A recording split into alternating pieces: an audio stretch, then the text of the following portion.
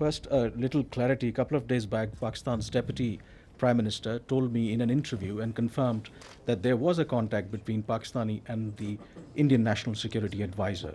And you were saying that there was no contact. Please clarify that. The Deputy Prime Minister said you there was a contact if there is a contact between 1, 2, 3, 4 parties. So I'm telling you there was no direct contact between the Pakistani NSA and the Indian NSA.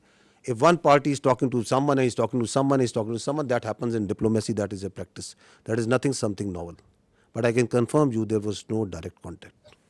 About the air defense of Pakistan, when you see the ingress routes for fighter jets and they are trying to avoid certain areas, this means that this air defense is pretty effective. They are following certain profiles of weapon delivery which are there meant to evade surface-to-air missiles. This means that they are effective. Both the countries have very effective air defense systems, the S-400 from their side and equally capable, if not more, from our side, in the north and in the south. There are certain ways the high MADs and the low MADs are employed, certain ways where fighters are employed. And that's the way the air combat and the modern air combat is progressing. So Pakistan has a very effective air defense system. We did have one kill because of that. I can assure you. Alaikum. First of all, thank you for this. I'm Hamza Jalani with the Financial Times. And I just wanted to ask, you mentioned that you got one kill with air defenses. If you could explain for the 4 other kills, which aircraft was used, whether it was J-10C or JF-17, and if there was an air-to-air missile used, if it was the PL-15, and whether that was the PL-15 export version or the original version. If you could tell me in very non-technical terms about air defense system, what are the capabilities that Pakistan have when it comes to neutralizing surface-to-surface and air-to-surface missile systems? Air-to-surface? Yeah.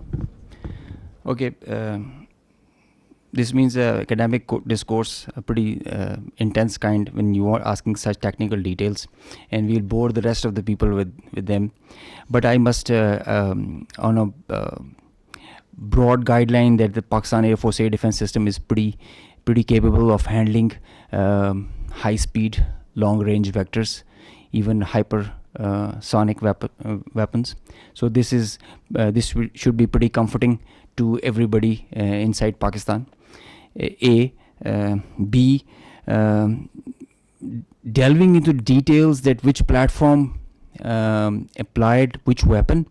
You see, in modern warfare, all the players have their own contracts as per the game plan, and they create opportunities. Sometimes you have cross pockets which are of providence. So let's not go into details with which aircraft at which angle and aspect, and it D-max was it at what delta. But we did have a high MAD kill. We had participation from JF-17, the F-16s, the J-10s, and PL-15E or X or Y. It's the short log that we had. Ji, Assalamu alaikum. Abid Hussain from Al Jazeera. My question to DG ISP Saab. Sir, my question is that obviously you have denied very robustly that we did not send any drones or any missiles to India. So would you very categorically say what happened yesterday in terms of the videos that they have shown in Jammu particularly, was that a false flag operation from the Indian side? And subsequently, maybe, perhaps tomorrow, whenever they come up with some sort of debris, which you have asked in this thing, if that does happen, how would you perhaps, is it going to become a he said, she said thing or something else? So these two things. If we had sent anything, it will leave a electronic signature, one. We have all the records of the airspace, that what goes there and what goes from here to there and what comes from there to here, and it's all timestamped. So we are pretty confident once we say that nothing went from here. And as far as they are concerned, we don't give much damn and credence to whatever they say. So whatever they are saying on Pahalgam, whatever they are saying about these mosques and places of worship where they say there are terror camps and there was some training, whatever they are saying about that Pakistan yesterday, the havoc that they had caused to Pakistan yesterday, how many aircraft they have taken it out, whatever they are saying that what we have launched over there.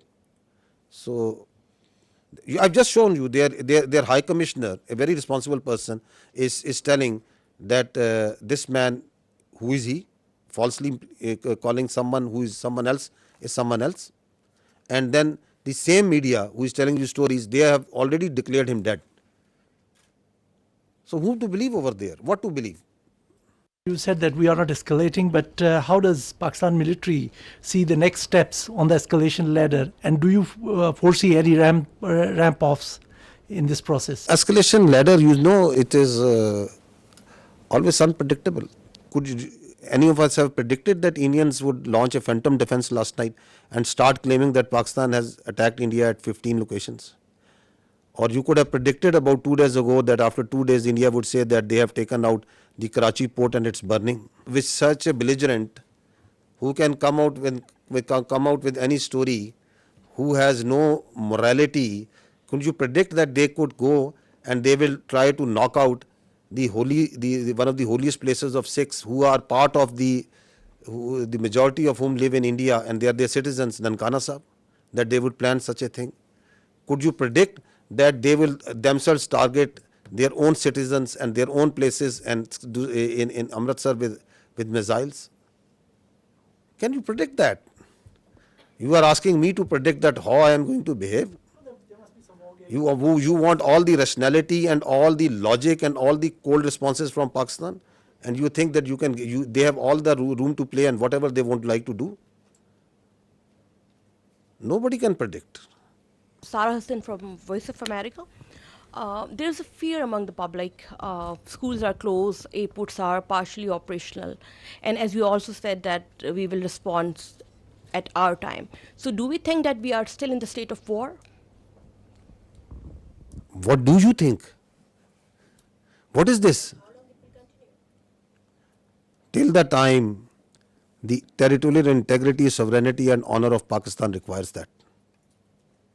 If Pakistan's airspace, Pakistan's land, Pakistan's ADIZ and territorial waters, there's no compromise. There's no compromise. Pakistan's people, when they are threatened, their loss of life, loss of material, it cannot go unnoticed, cannot go like that. We owe it to our nation.